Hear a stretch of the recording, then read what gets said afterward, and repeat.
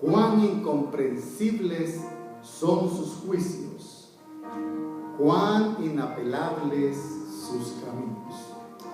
Hacemos una oración, Padre, en el nombre de Jesús. Esta hora estamos acá una vez más, Señor, suplicándote, Señor, tu misericordia, Señor, para que tú envíes sobre nosotros un espíritu de sabiduría y revelación, Padre, para poder comprender esas riquezas incomprensibles, Señor, que vienen de tu corazón, Padre. En el nombre de Jesús estamos dispuestos, Señor, a escuchar tu palabra. Prepara nuestros corazones, Padre, para recibir esa palabra y poder dar fruto abundante, Padre. En el nombre de Jesús, amén y amén. Dice el apóstol Pablo acá en Romanos capítulo 11:33, este verso que leíamos: oh profundidades, dice esta versión, de los tesoros de la sabiduría y de la ciencia de Dios.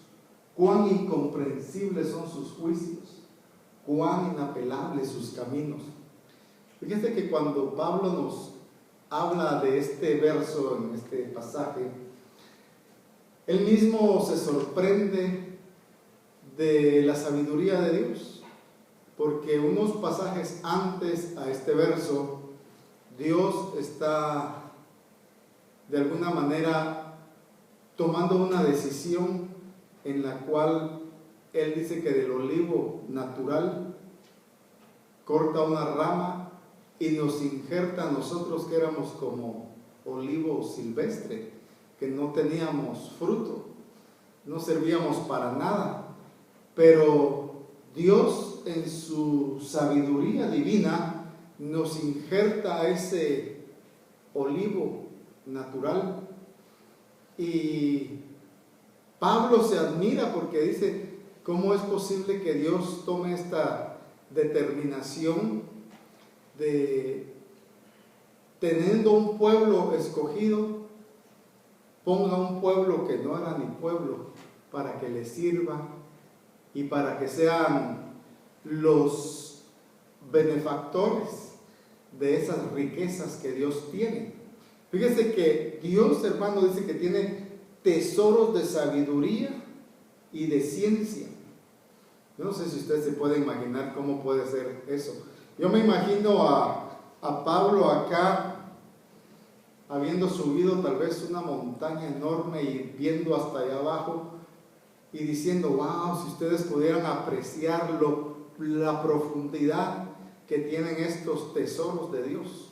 Hermano, y estamos hablando de la tierra, pero si lo pudiéramos entender a nivel espiritual, eso no tendría medida. Por eso dice que es incomprensible. Algunas versiones dicen que es insondeable, no se puede ni siquiera medir.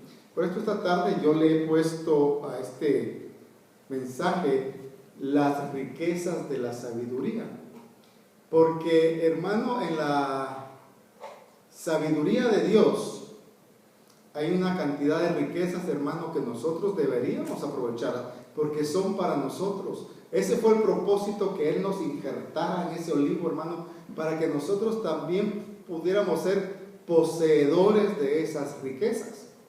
Fíjese que cuando nosotros vemos el Salmo 24, en el verso 1, David expresó esto: del Señor es la tierra y todo lo que hay en ella, el mundo y los que en él habitan. ¿Puede usted imaginarse la riqueza de un Dios que es nada menos que el dueño de toda la tierra, de todo lo que hay en ella, todos los que en ellos habitan o en el mundo habitan? Hermano, todos dicen que son de Él. Incluso Él mismo, cuando manifiesta en Deuteronomios capítulo 10, cuando habla con Moisés, Él mismo declara: he aquí, el Señor tu Dios, pertenecen los cielos y los cielos de los cielos, la tierra y lo que hay en ella.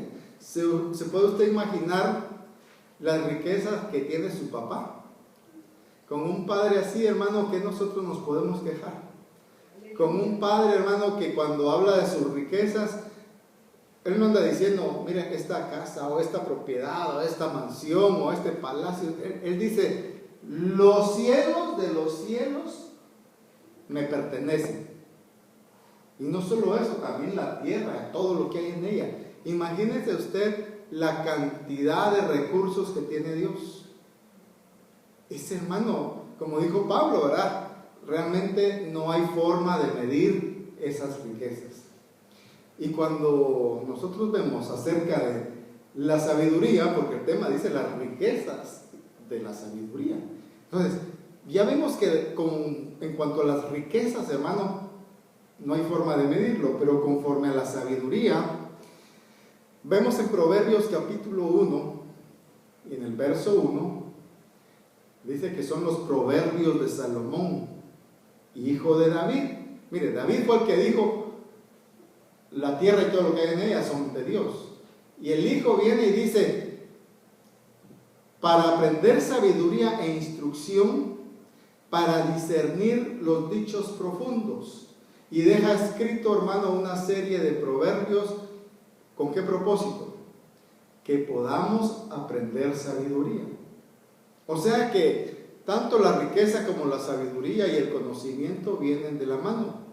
Fíjese que cuando hablamos del conocimiento, yo no sé usted qué idea tiene del conocimiento, qué idea tiene de la sabiduría, pero si solo nos pusiéramos a pensar cuántas palabras se refieren solo al conocimiento. Si usted buscara en el internet ahí, se va a Google y busca conocimiento, referencias al conocimiento, usted va a encontrar más de 140 millones de referencias acerca del conocimiento.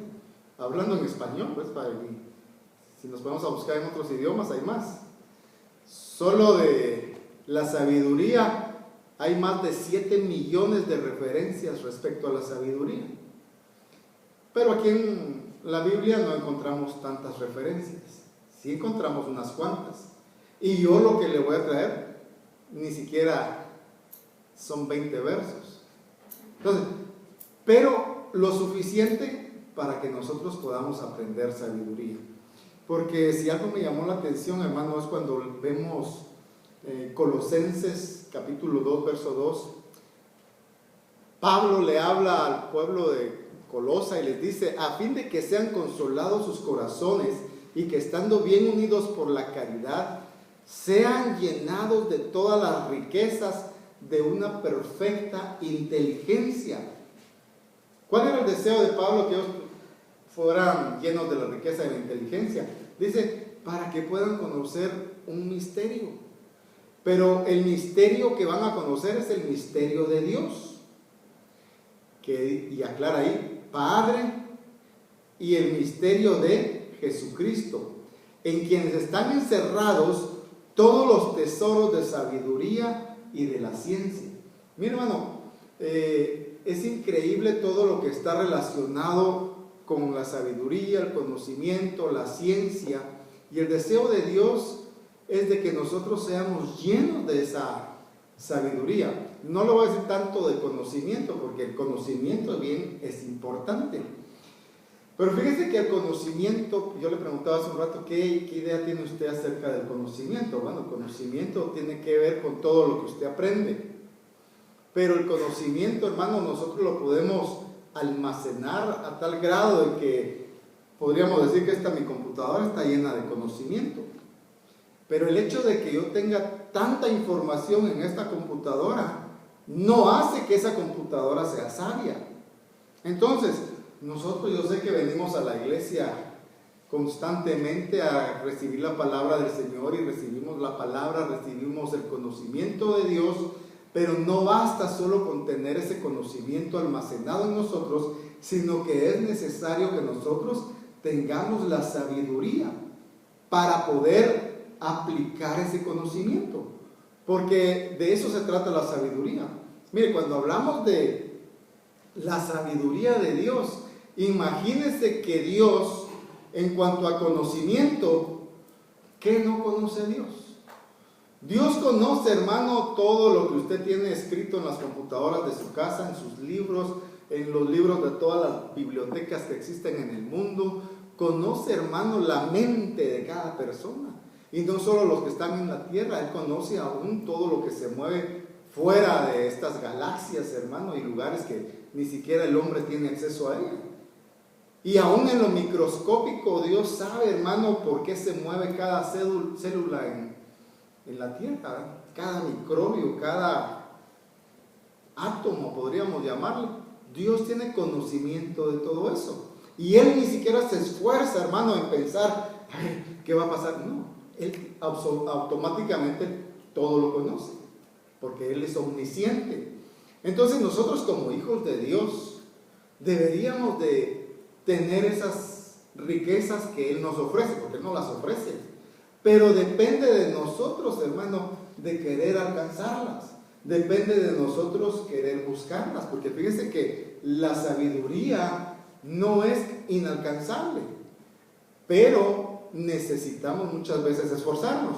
Por eso es de que cuando Pablo le está hablando aquí a los colosenses, les está diciendo que espera que sus corazones sean consolados y que estando bien unidos por la caridad, sean llenos de todas las riquezas de una perfecta inteligencia para conocer el misterio de Dios Padre y de Jesucristo, en quien está encerrado todos los tesoros de sabiduría y de la ciencia.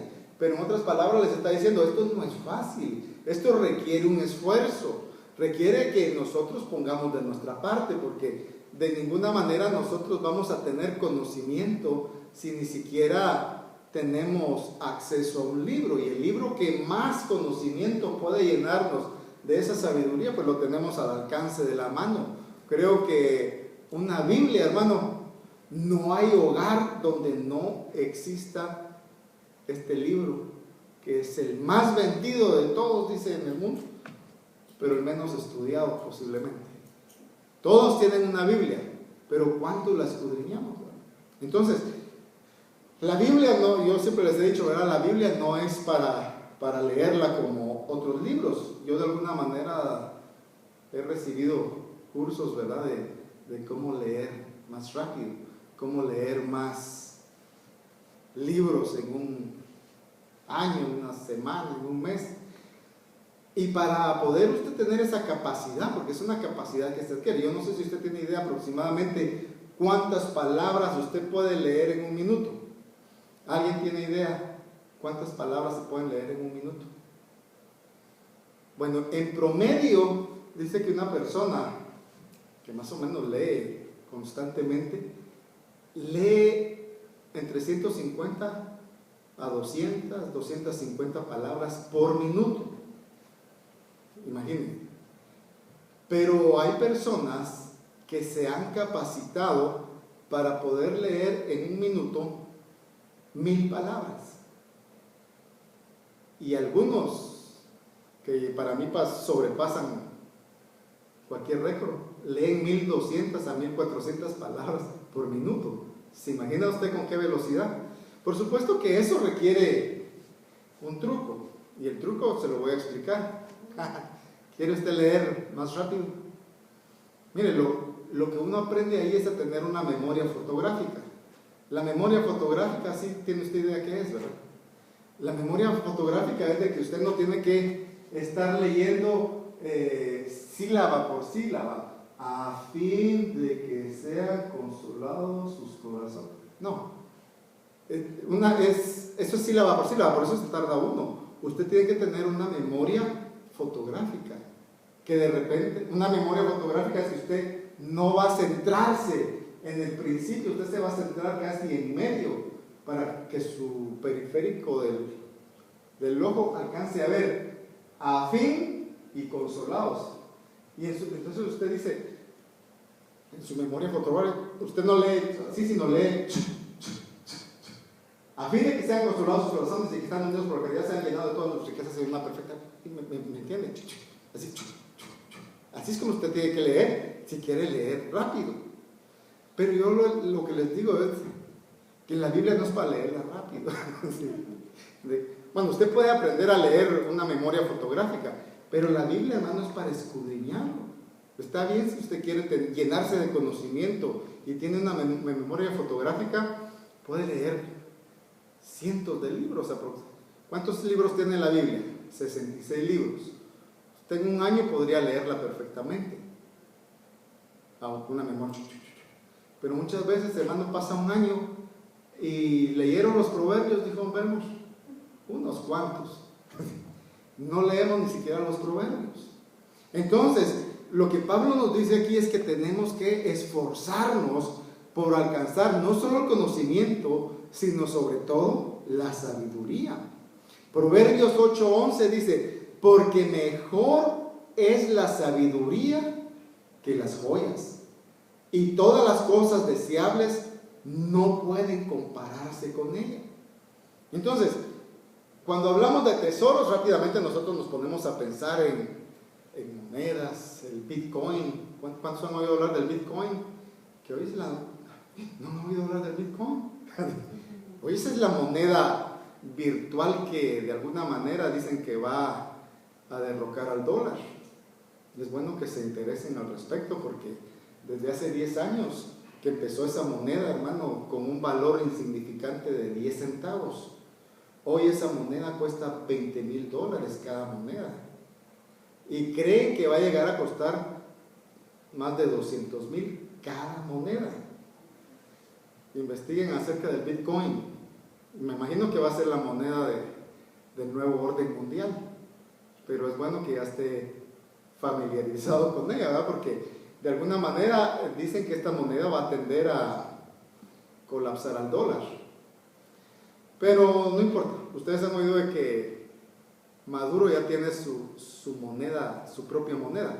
Bueno, es una moneda virtual. No va a pensar que es una moneda virtual que él espera que, el Petro creo que se llama, y espera él que alcance a competir con el dólar, dependiendo de cuántas gentes le tengan confianza y se adquiera un valor, porque ese tipo de monedas, hermano, tiende a subir o a bajar conforme a la demanda de la gente.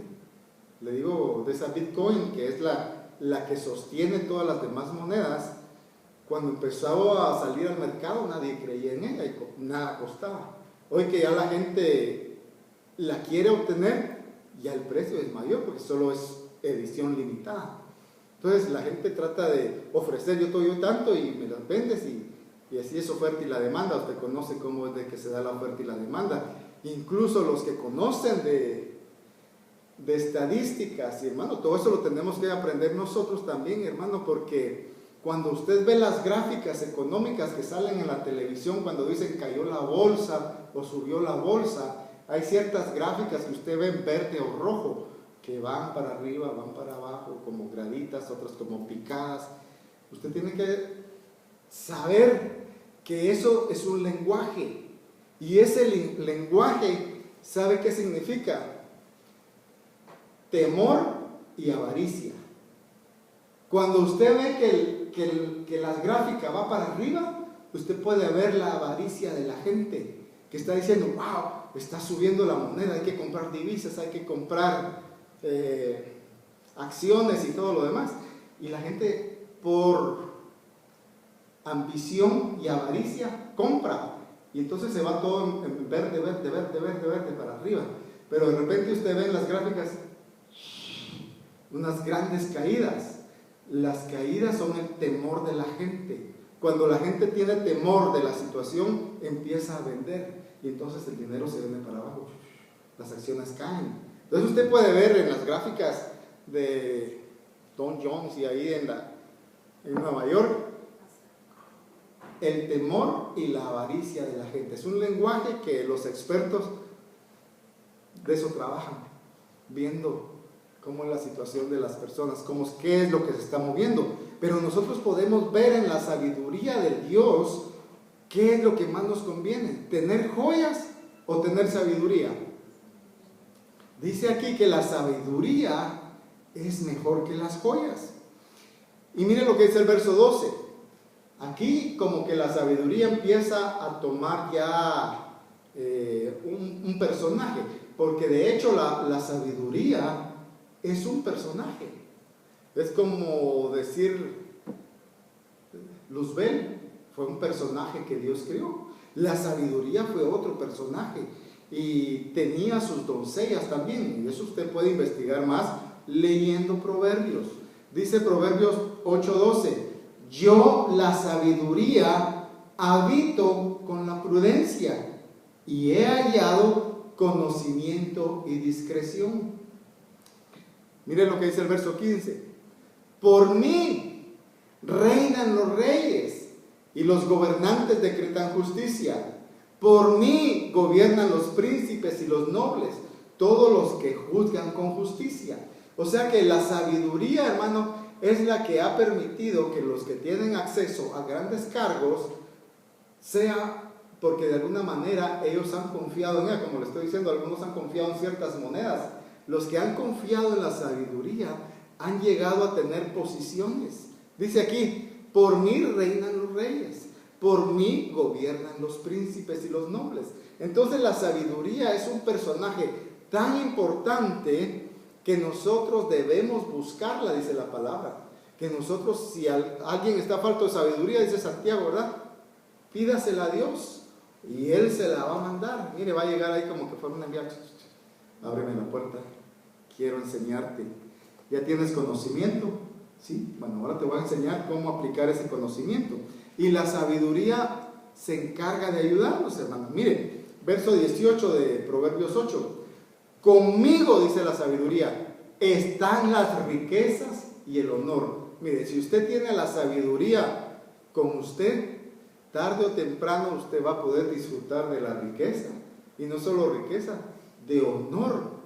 La fortuna duradera y la justicia. Dice el verso 19, mi fruto es mejor que el oro puro, y mi ganancia es mejor que la plata escogida. Cuando nosotros, hermano, anhelamos la sabiduría, de alguna manera vamos a anhelar algo buenísimo. Mire, yo no sé si usted alguna vez se ha preguntado ¿y cuál será el origen de la sabiduría?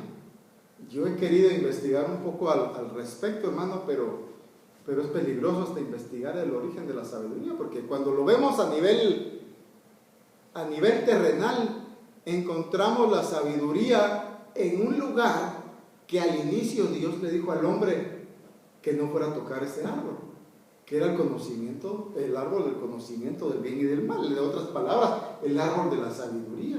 Al principio Dios le había dicho al hombre, cuidado y comes de esa fruta.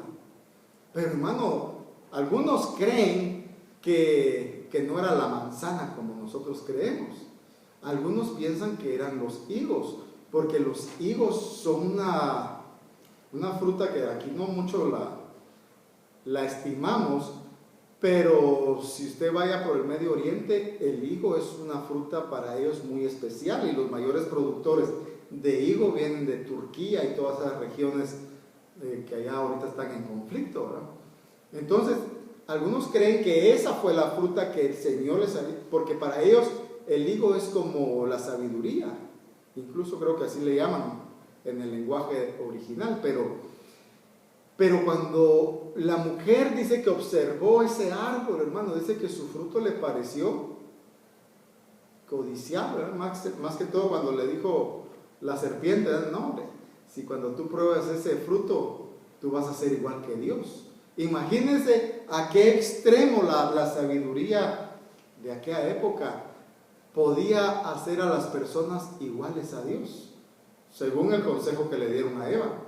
Entonces, yo he estado investigando un poquito, hermano, y la verdad que me ha sorprendido las cosas que he visto de la sabiduría. Por supuesto que hoy no me voy a ir yo a tanta profundidad, pero como dijo el hermano Sergio, hoy le traigo una palabra en grano, ¿verdad? Para que usted también vaya a su casa a moler un poquito el granito, ¿verdad? No le voy a dar siempre la palabra así bien molida y ya que solo para hacer el pan o las tortillas. Ahora le va a tocar a usted ir a moler un poco el grano. Investigue acerca de la sabiduría y va a encontrar usted, hermano, que aún la sabiduría se rebeló contra Dios. Y hay una sabiduría, esa usted la puede leer, hasta le voy a dar la cita, la puede leer en Proverbios capítulo 9.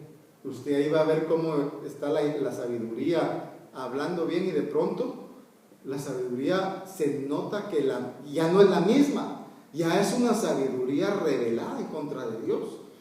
Yo le iba a poner este tema, la rebelión de la sabiduría, pero no puedo hablarle de la rebelión de la sabiduría hasta que usted no conozca un poquito más de la sabiduría. Fíjese que ya vimos lo que la sabiduría nos habla, de que ella es la que permite que los reyes accedan a los poderes, que los príncipes también puedan gobernar.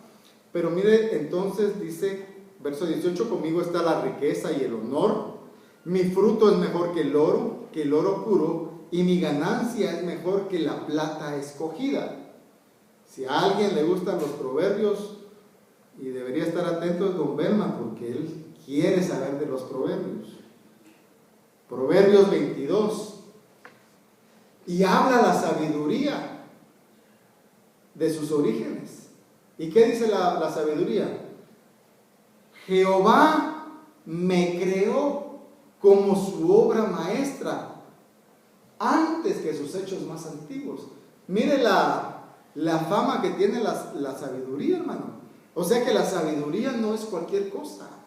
Dice que Dios la creó como que fuera su obra maestra.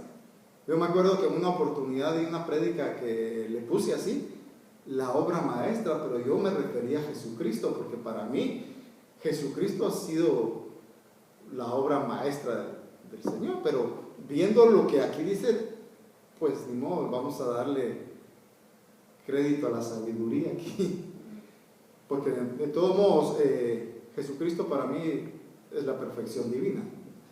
No puede haber una obra como decir, bueno, esta es una obra, ni modo. Dice la sabiduría, Jehová me creó como su obra maestra antes que sus hechos más antiguos. Y mire lo que dice, el Señor me poseyó al principio de su camino, antes de sus obras de tiempos pasados. Desde la eternidad fui establecida, desde el principio de los orígenes de la tierra. Entonces, ¿se imagina usted en una oportunidad, pero mejor no voy a tocar el tema, pero solo imagínese, dice que el Señor me poseyó al principio de su camino? ¿A qué Señor estará hablando? Fíjese que cuando habla de la sabiduría, algunos historiadores judíos relacionan el origen de la sabiduría con Juan 1:1. En el principio era el verbo y el verbo era Dios. Y está hablando de Cristo ahí. Ahora imagínense cómo ella dice aquí que desde el principio el Señor la poseyó, antes de sus obras de tiempos pasados, desde la eternidad fui establecida. Mire, está hablando de la eternidad.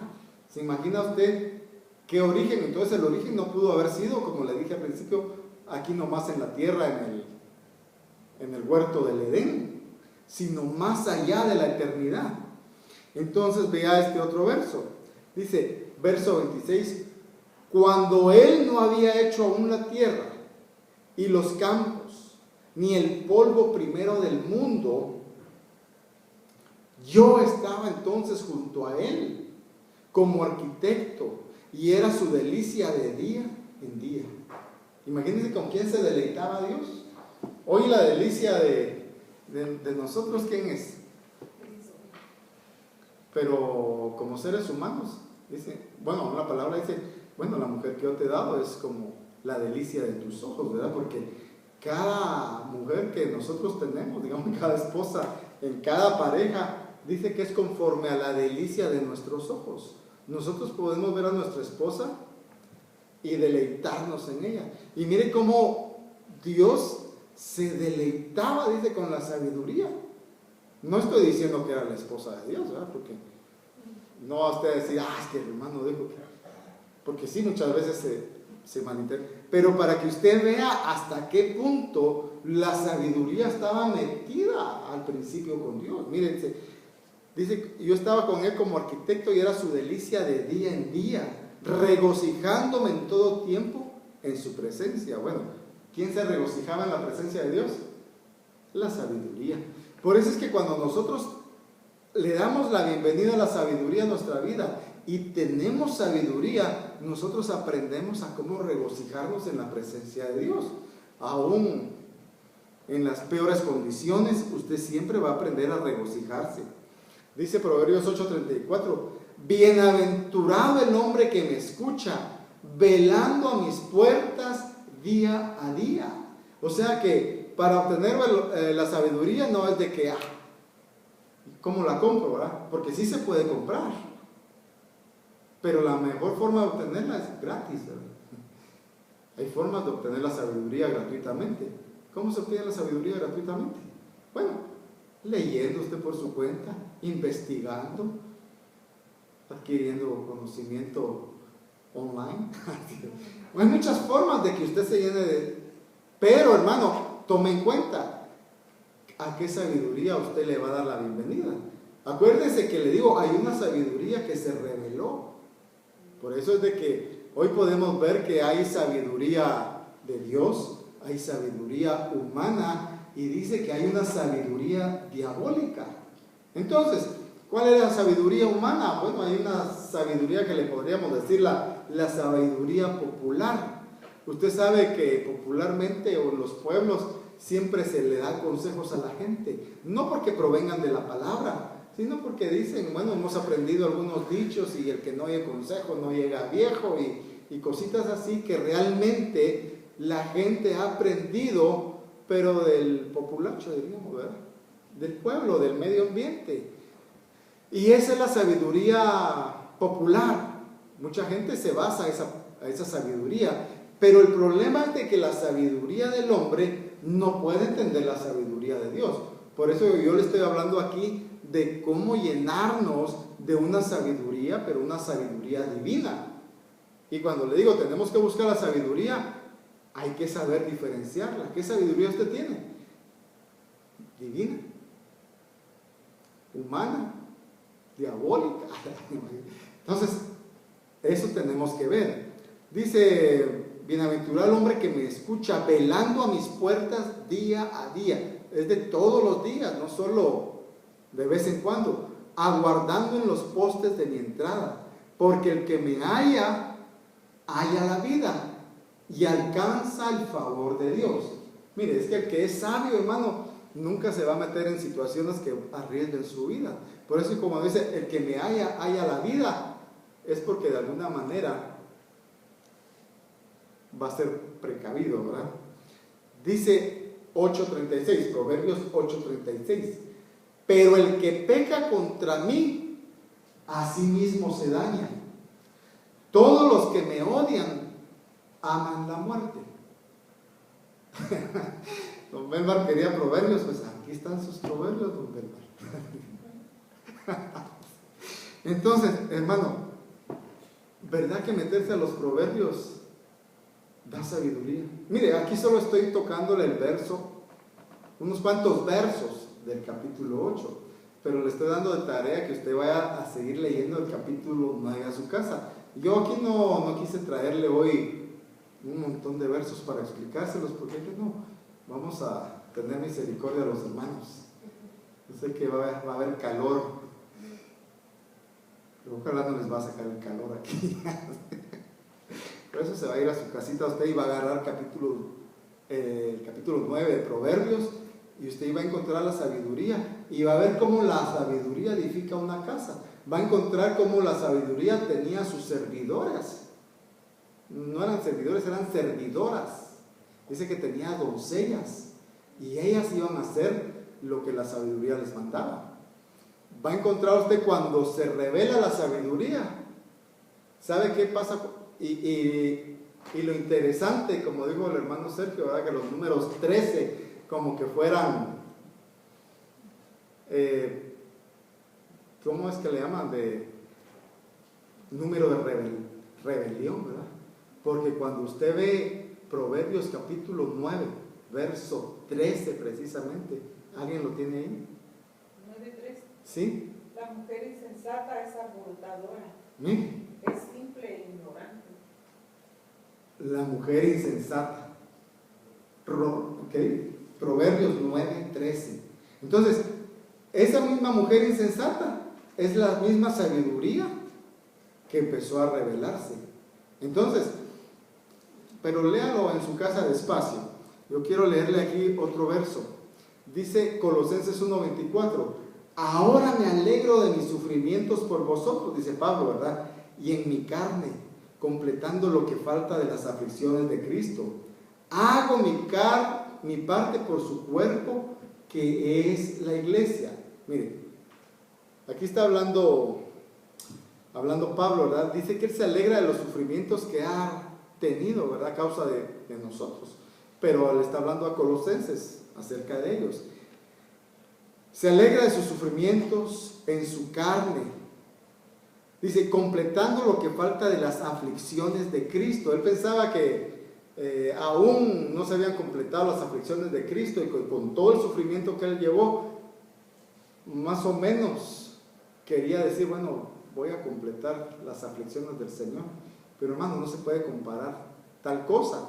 Sin embargo, ¿puede usted imaginarse el sufrimiento que Pablo tuvo para poder llevarle a ellos esta palabra de la que estamos hablando, que les dice: ustedes tienen que esforzarse cada día por alcanzar esas riquezas de la inteligencia de Dios, ¿verdad? Y poder encontrar que en ellas el que habita el verdadero tesoro es Dios y Jesucristo. Entonces, pero él dice: hago mi parte por su cuerpo, que es la iglesia, de la cual fui hecho ministro conforme a la administración de Dios, que me fue dada para beneficio vuestro, a fin de llevar a cabo la predicación de la palabra de Dios. Mire, no podemos llevar nosotros la predicación de la palabra de Dios sin esforzarnos, sin llenarnos del conocimiento del Señor y sin pedir la sabiduría de Él. Porque cuando uno sale, hermano, a predicar la palabra del Señor, usted se va a encontrar con gente que le va a salir mucho más inteligente que usted.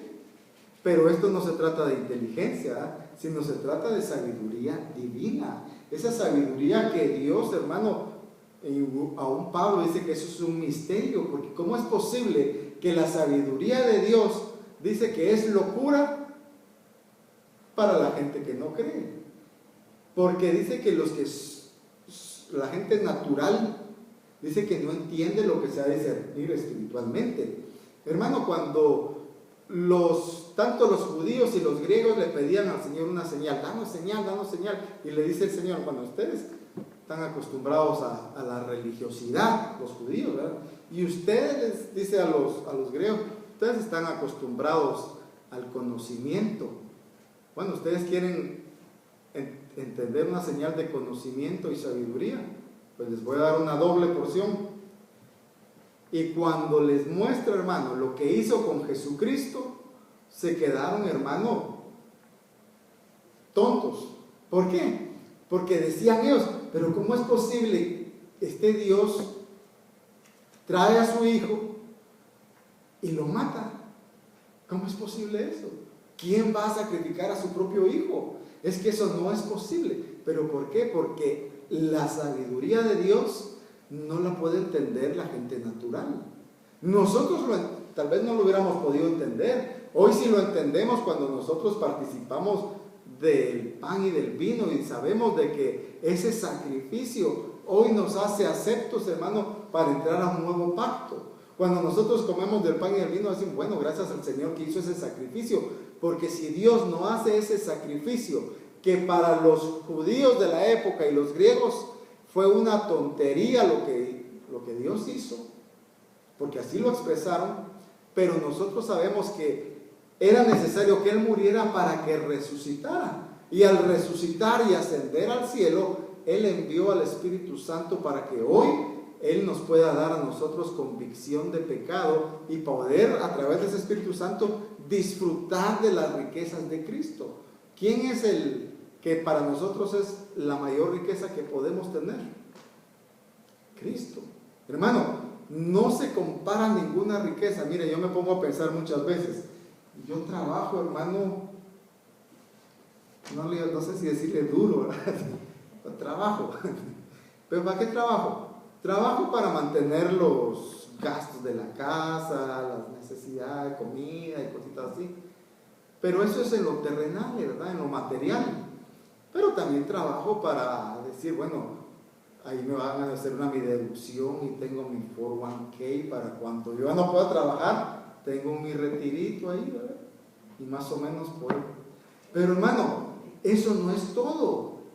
Necesitamos, hermano, tener ahí apartado algo, ¿verdad?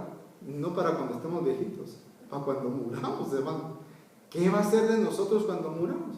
Ahí no nos va a favorecer el sueldo que teníamos acá, ahí no nos va a favorecer el retiro, allá nos tiene que favorecer, hermano, las riquezas que Cristo nos está ofreciendo hoy. Entonces dice el Señor, nos manda a que nosotros tenemos que acumular riquezas allá en el cielo, donde el orín y la polilla dice que no echan a perder las cosas. Entonces, cada vez que nosotros venimos acá, mire, si es que uno, es que es locura para la gente, ¿verdad? Decir, ¿y ustedes qué van a hacer ahí metidos en la iglesia? Es que esa es una locura, ¿verdad? Y cualquiera que viene acá y entra, ¿y qué hacen estos aquí?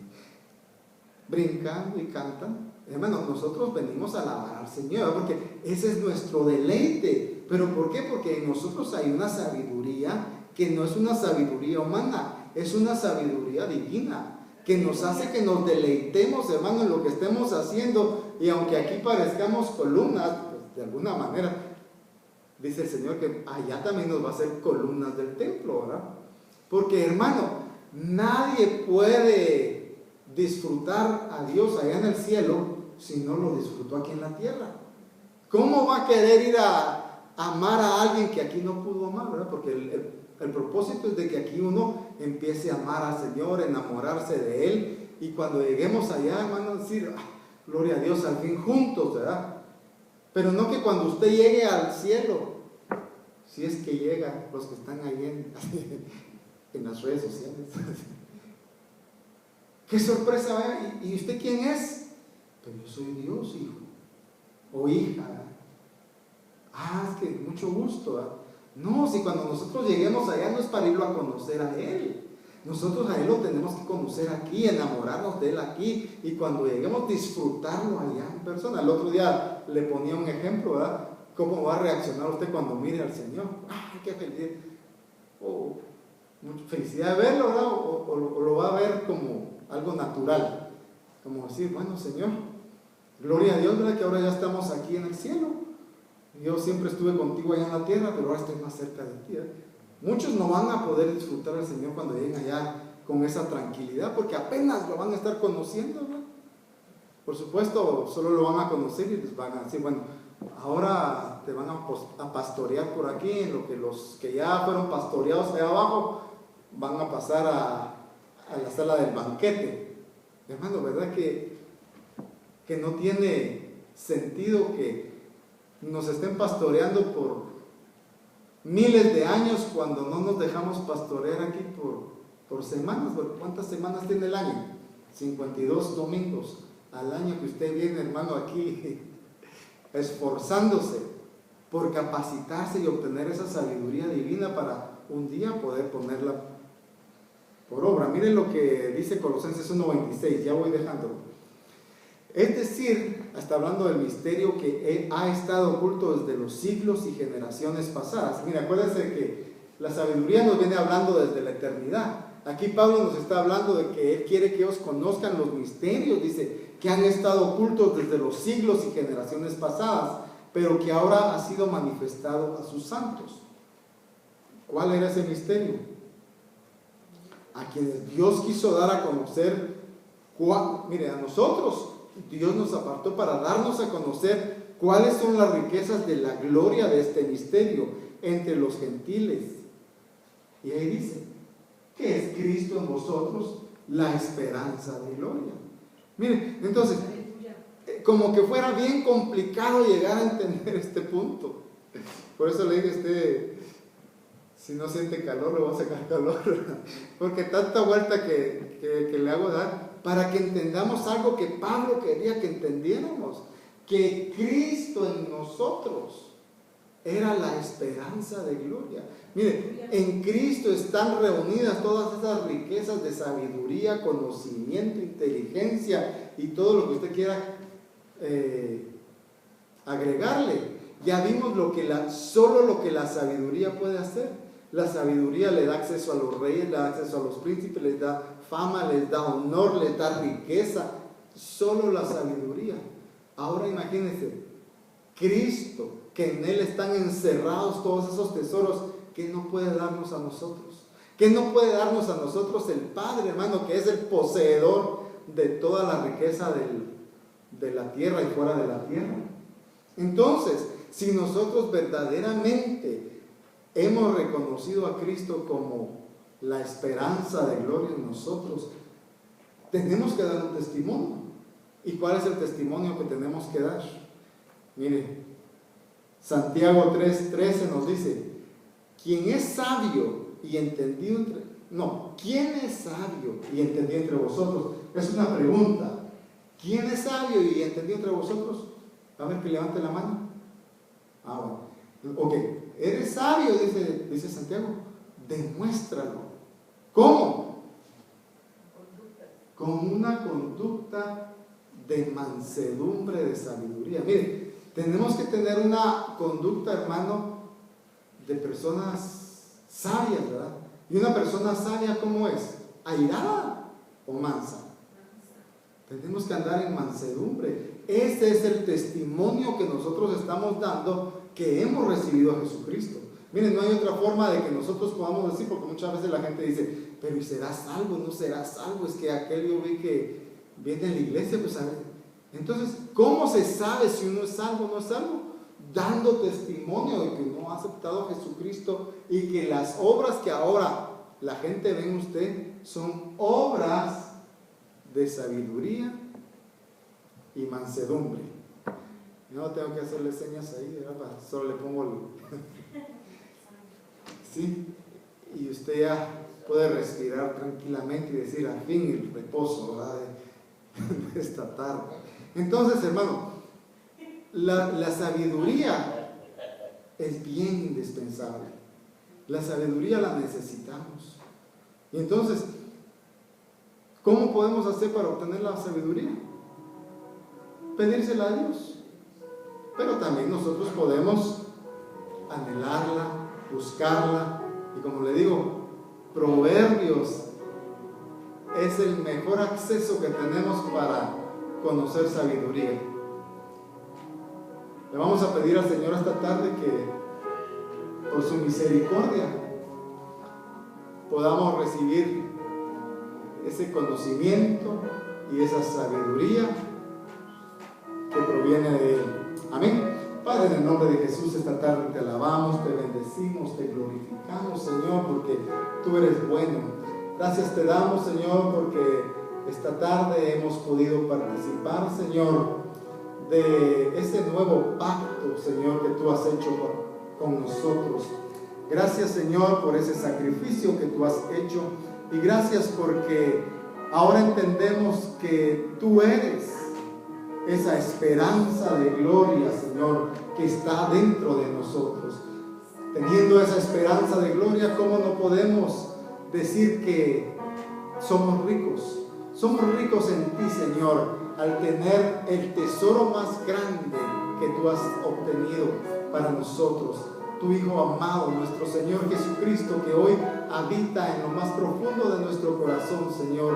Te alabamos y te bendecimos por ello. Y te suplicamos, Señor, que día con día tú nos ayudes, Señor, para que podamos estar a las puertas, Señor, anhelando esa sabiduría constantemente, esa sabiduría que solo proviene de ti, Padre, a la espera de que tu Hijo retorne a esta tierra por nosotros, Señor, y realmente podamos alcanzar aún esa perfección divina que tú has prometido para cada uno de nosotros. Padre, en el nombre de Jesús, bendecimos